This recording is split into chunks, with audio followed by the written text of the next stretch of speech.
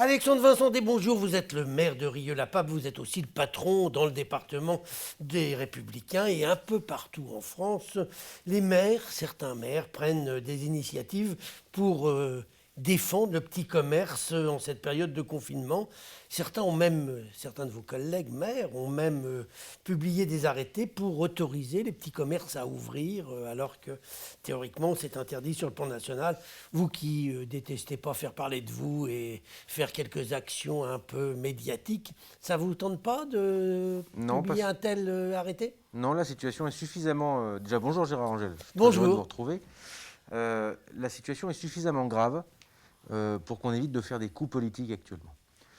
Vous l'avez très bien dit, les arrêtés qu'ont pris un certain nombre de mes collègues sont illégaux. Non, j'ai pas dit. Ils ont été, en tout cas, ils sont contraires à ce qui était décidé au niveau national. Et je pense qu'on ne doit pas rajouter dans une période aussi stressante pour nos concitoyens, où les enjeux sanitaires sont tels qu'on essaye de faire des coups politiques. Bien sûr qu'il y a la question des indépendants, des petits commerçants qui doivent sauvegarder leur activité et vivre à la fin du mois en se sortant un salaire. Ça, c'est un vrai sujet. Mais ce n'est pas un sujet à traiter qu'un coup politique. C'est un sujet que le gouvernement doit prendre à bras-le-corps. C'est un sujet sur lequel, je crois que le président Macron avait parlé avant son élection, même de mettre en place un chômage pour les indépendants. Ça n'a pas été mis en place, une promesse qui n'a pas été respectée. Et bien ce compte-là, mettons-la en place au niveau national pour ces personnes qui aujourd'hui n'ont pas d'emploi, ou en tout cas risquent de perdre leur activité et donc leur revenu à la fin du mois.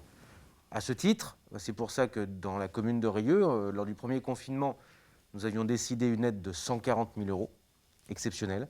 Et nous renouvelons une aide pour ce deuxième confinement avec 100 000 € débloqués. Ça, c'est quelque chose de concret. Ce n'est pas un coup de menton, ce n'est pas un arrêté qu'on prend sur un coin de table pour essayer de faire parler de soi. Dites-moi, Alexandre Vincent, des 100 000 €, 150 000 hier, 100 000 aujourd'hui, ils sont combien en bénéficier? Ça fait combien par personne? Alors, par commerçant? On fait jusqu'à 1000, je crois qu'on fait entre 800 et 1500 € par commerçant. Il faut, bien sûr qu'il y a des critères, il faut que le commerce est fermé, etc.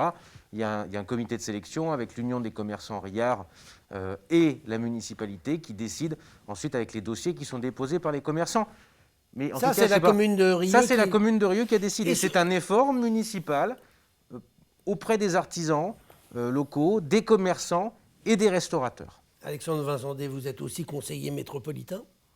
Est-ce que la métropole fait quelque chose? Est-ce que vous avez pris contact avec le président de la métropole pour voir si on pouvait aider les commerçants dans l'agglomération? Il y a une chose que je dois regarder, c'est qu'on n'est pas du tout dans le même esprit au niveau de la métropole qu'on ne l'était il y a 6 mois en arrière lors du premier confinement. Rappelez-vous ce qu'a fait David Kimmelfeld, que vous avez reçu sur votre plateau il y a de ça quelques jours. Il avait réuni l'ensemble des forces politiques autour de lui, opposition, majorité, verts, républicains, socialistes, marcheurs, pour travailler à un grand plan de relance. Bon, les élections sont passées par là, tout ça a été balayé d'un revers de main. C'est normal, c'est le jeu démocratique. Mais depuis, c'est-à-dire depuis la nouvelle majorité et le second tour de ces élections métropolitaines, Bruno Bernard est désormais président. Je n'ai pas vu, ou je n'ai pas entendu, un appel ayant une volonté de rassembler l'ensemble des bonnes volontés des forces démocratiques et politiques pour essayer de préparer un plan de relance. On nous parle de beaucoup de dépenses de fonctionnement, d'un RSA jeune, etc. C'est très louable. Ça restait aussi des promesses de campagne électorale. On ne nous parle pas de plan de relance. Le vrai sujet demain, pour que les entreprises ne ferment pas, pour que les emplois soient sauvegardés, c'est qu'il faut investir massivement. Je rappellerai simplement, rappelez-vous que le Grand Lyon et la métropole aujourd'hui sont en bonne santé financière. Dans l'opposition, nous n'avons jamais contesté la bonne tenue de la dette. D'ailleurs, la bonne tenue de la dette était telle pour le Grand Lyon que le sénateur Mercier et le sénateur Collomb s'étaient mis d'accord pour que la création de la métropole soit plus ou moins la prise en charge des emprunts toxiques du département, ce qui avait coûté relativement cher à la métropole lors de sa création. Nous avons des marges de manœuvre importantes.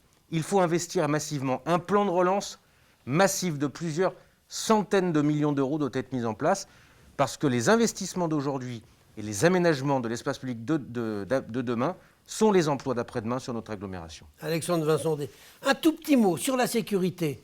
Qu'est-ce que vous faites pour la sécurité dans votre commune? Parce que ça, vous en avez beaucoup parlé pendant les élections, mais je ne vois pas beaucoup de changements. Il y a toujours autant de faits divers chez vous? Alors, nous avons été de 2014 à 2020, quand nous regardons les statistiques qui nous sont données par le ministère de l'Intérieur, la commune de la métropole ayant la plus forte baisse de délinquance de toute la métropole en zone police. Cependant, ce qui est vrai, c'est qu'il faut sans cesse se remettre en question. Le confinement et le déconfinement sont venus balayer d'un revers de main ce travail-là, c'est une réorganisation du trafic de stupéfiants, une réorganisation de la délinquance, etc. Ce que nous avons décidé, parce qu'il faut toujours se remettre en question et ne pas mettre les problèmes sous le tapis, c'est de lancer une grande consultation citoyenne à Rieux-la-Pape, c'est une grande première. Aujourd'hui, un comité Théodule? Mais non, c'est une consultation avec des propositions qui sont soumises aux habitants. Le 6 novembre, nous dépouillerons les résultats, parce que cette grande consultation qui aura duré près d'un mois prendra fin. Je publierai l'ensemble des résultats sur l'ensemble des questions, et ensuite, l'ensemble de ces résultats, l'ensemble de ces propositions qui seront validées par la population, seront présentées devant un conseil municipal extraordinaire, et l'ensemble de ces mesures seront soumises au vote des conseillers municipaux.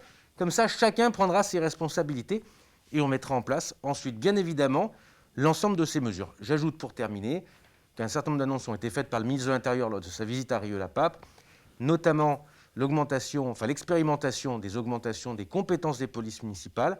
Rieux était candidate, Rieux est dans les radars, et nous pourrons expérimenter tout cela d'ici le début de l'année prochaine. Avant de nous quitter, je voudrais juste vous poser une toute petite question. Vous avez recruté, avec l'argent des contribuables de votre commune, un conseiller politique, Jérôme Lavrieux. En communication de crise notamment, et vous voyez, la grande consultation dont je vous parlais à l'instant, elle a été faite et proposée, montée avec justement ce nouveau collaborateur. Attendez, ce nouveau collaborateur, vous auriez pu, je pense localement, trouver des gens qui étaient capables de vous imaginer une consultation. On n'a pas besoin d'aller chercher l'ancien conseiller directeur de campagne de M. Sarkozy pour faire ça.